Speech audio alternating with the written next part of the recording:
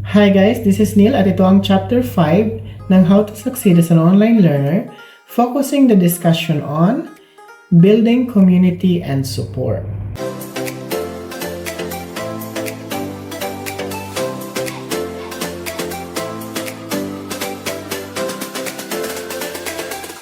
So bakit nga ba kailangan mo mag-build ng community and support para maging successful ka sa iyong online learning journey? So meron tayong i-describe again sa chapter na ito. Ito yung una. Online learning can sometimes feel isolating.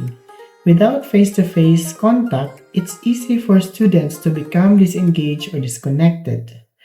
However, strong relationships and a supportive network transforms online study into a collaborative, enriching experience.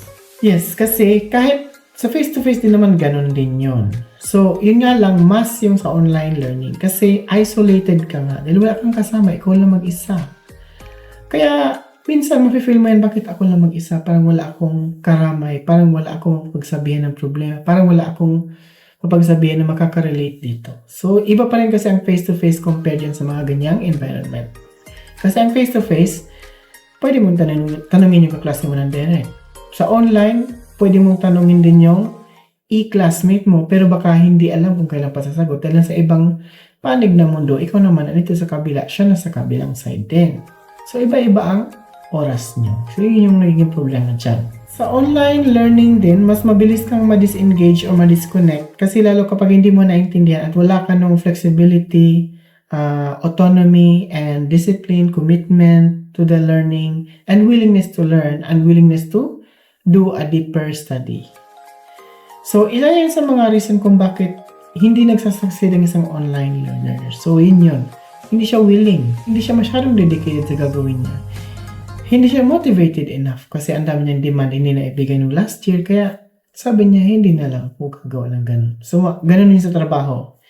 So, yung mga nagiging trabaho ko kasi before, nag-demand ng ganito dahil hindi pinagbigyan, sabi niya sa akin na hindi ako pinagbigyan sa ganito kaya hindi ko na natatrabahoin ng maayos yung trabaho ko. Sapat na lang na dapat sa araw na yun yung trabaho ko. Hindi na ako magtatrabaho ng more than dyan. Maraming taong ganyan. Ang katwiran ko kasi dyan is that magde-demand ka ng mga bagay-bagay. So dapat i-secure mo muna na karapat dapat yung sarili mo na tumanggap kung anong reward ang meron naghihintay para sa'yo. Mapaskul man yan o trabaho. So, yun yung point doon. And in addition to that, yung pagkakaroon kasi ng strong relationship, magiging ano din yun siya, resulting to a supportive network na pwede mag-transform sa'yo as isang online learner na magkaroon ka ng collaboration and enriching experience sa iyong mga colleagues or mga e-classmates. Kasi kung merong ganun, may collaboration talaga, may interest, may willingness, mas mabilis mas mabilis ka magkaroon ng strong relationship with the people na nakakatrabaho mo. Depends din yan doon sa cooperation nila sa iyo. So, marami talaga nakaka-affect na factor yan. So, ang pag-build kasi ng community, hindi basta-basta nangyayari yan. Hindi automatically na sabi mo, mag-build ka ng community ngayon, meron na bukas or meron na mamaya. So, kinocultivate din yan, dinidevelop, pinapractice, ginagawang habit, at para maging intentional siya na part ng isang communication or part ng isang task or isang decision. Part ng isang participation or collaboration. Part ng isang empathy sa one another. So, yun yung mga kailangan natin tandaan dyan. So, ano-ano ang mga dapat i-consider para magkaroon ng strong community and support while doing your online study? So, ito yung una. Networking in online class.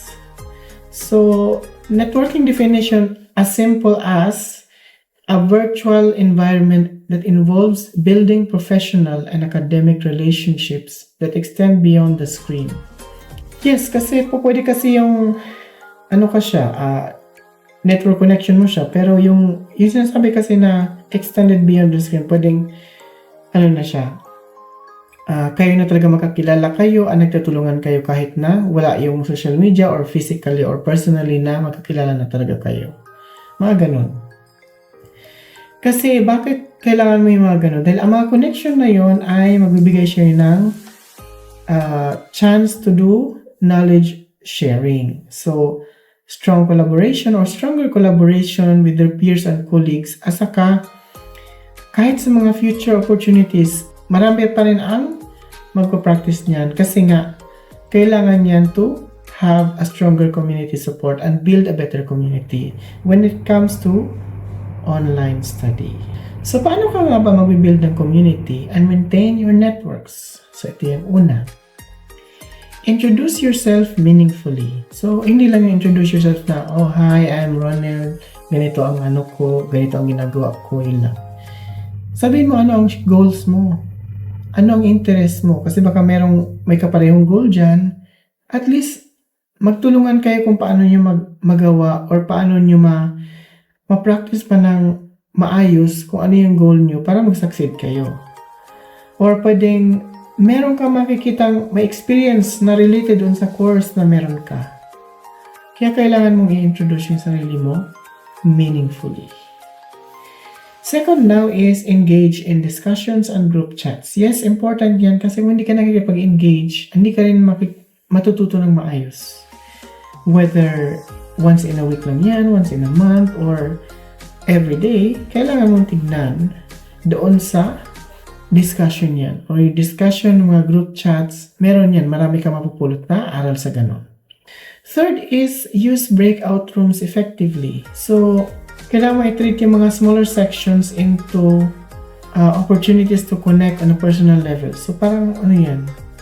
So, dapat ang training mo ngayon is 20, pero 5 lang ang dumating. So, instead na matapos kayo ng late, natapos kayo ng maaga kasi konti lang yung tao. So, pwede mo siyang gawing tawag dito, yung chance to be more personal or be more close. So, as a student yun, so to the online communities, to your classmates, to your instructors, professors, control na may control ulit. So, controlled na activity and control system. So, anong system yun? Not sure kung paano siya ginagawa. System kasi parang process yun or steps. So, fourth one is attend live sessions and stay visible. Yes, kasi kailangan mo talaga maging present sa isang online learning session. Kasi para, kung sakali may tanong yung professor or lecturer na kailangan sagot mo, matasagot mo yun. Fifth is leverage professional platforms.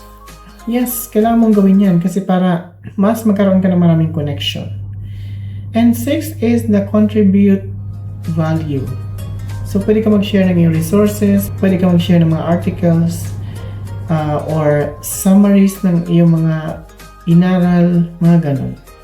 Kasi, sabi dito is, people remember those who help others succeed. Yes, totoo naman yan. Pero, hindi ibig sabihin na tumutulong ka na sa ibang tao is magiging successful ka. Kailangan mo pa rin matutunan kung paano yung way ng pagsa-succeed sa iyong learning journey. So, number 2 tayo, which is peer collaboration and group projects. So, collaborative learning. Ano ba ang collaborative learning? So, ang collaborative learning is promoting teamwork. So, collaboration, participation. Ano ba ang tawag dito? Yung cooperation ba? Yun. Hindi ko lang kung nabanggit ko na kanina pa. So, ano nga ba ang mga best practices for successful collaboration? So, ito yung una. Define clear roles and responsibilities. Dapat talaga fully defined and fully identified kung ano ang duties and responsibilities.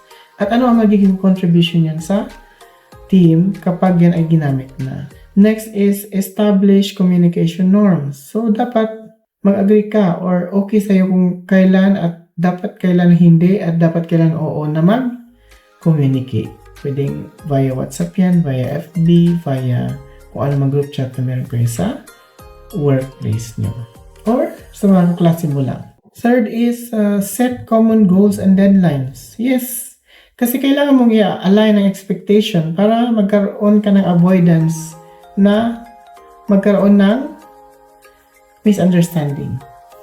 Kasi hindi maiiwasan yan. Nagkakaroon ng misunderstanding. Ilang beses na nangyari sa akin yan, pero hindi kasi ako ang may gawa nun. Kaya naintindihan ko na nagkamali talaga sa sobrang busy ng mga ginagawa. Pero hindi kasi sa lahat ng oras, ganun ang gagawin dahil busy. Pero dapat i-master pa rin ang process. Fifth is embrace constructive feedback. Yes, kasi ang pagbibigay at ang pagkuha or ang willingness ng pagkuha ng feedback, kahit na maliliit na milestone lang yan, yung pagbibigay ng appreciation is very big thing na para sa akin. Or ang pagbibigay ng constructive feedback is very good na para sa akin. So, ganun yun. Huwag tayo sana magbigay ng feedback na makakasira ng motivation and dedication ng isang online learner. Kasi nga, pag nag-start na masira yan, baka hindi na maibalik or hindi na ma-fix back. So, parang, ano lang yan, trust lang yan. So, sixth and last is celebrate achievements.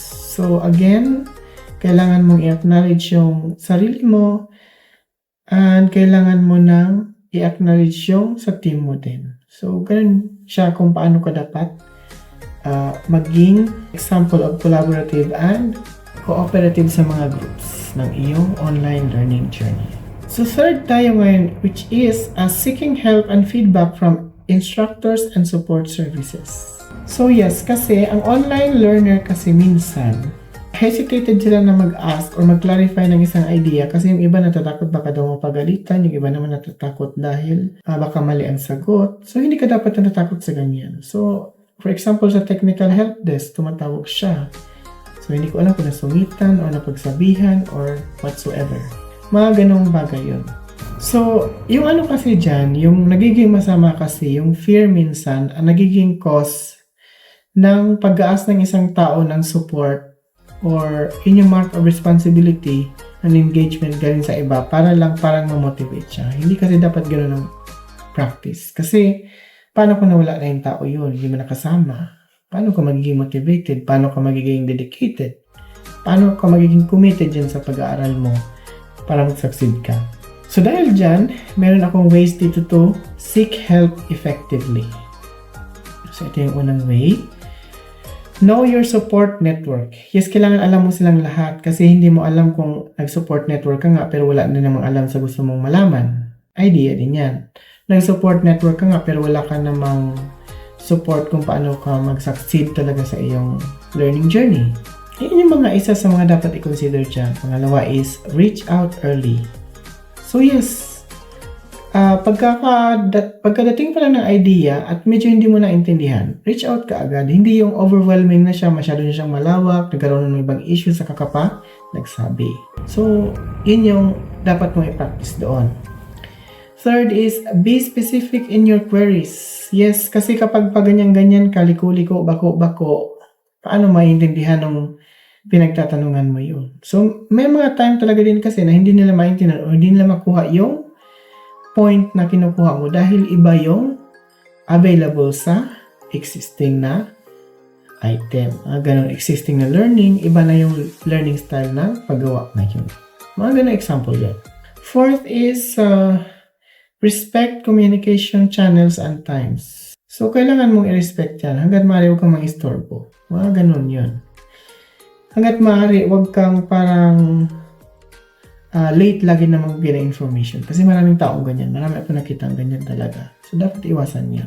Fifth is apply feedback. So, mag-feedback ka rin as a person who had seen, pero wag naman yung harsh na feedback. Pwedeng sweet na constructive feedback.